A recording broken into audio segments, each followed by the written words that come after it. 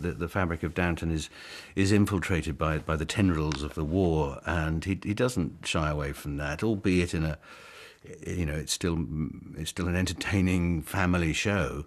You do see the horrors of war. We hit the ground running because the World War is hit, and that changes everybody's life in a profound way, and it creates a lot of opportunities for some people that they wouldn't otherwise have. So it's in some ways very good for some of the, for instance, bright, ambitious servants that are living in a sort of bitter consciousness that their talents and their intellect is never going to be realized because they have to stay in their station. But if they go into the army, there's much more opportunity for movement, for someone to recognize someone who's very bright and capable.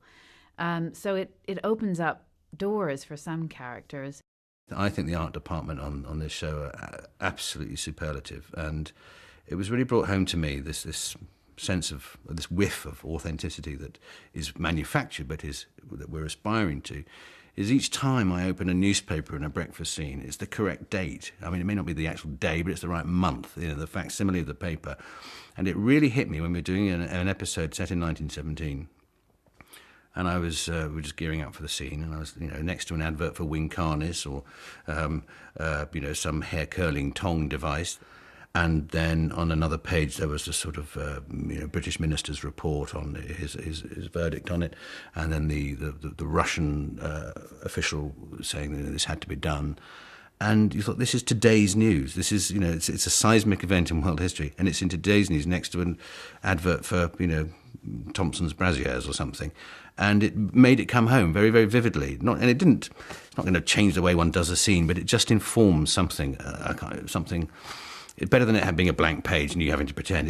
It felt very real. What I like about the first bit of the second series is that you go from these horrific scenes of wartime in the trenches with men being blown up, and then you cut back to these rather petty domestic battles that are being fought on the home front with every bit the passion and energy and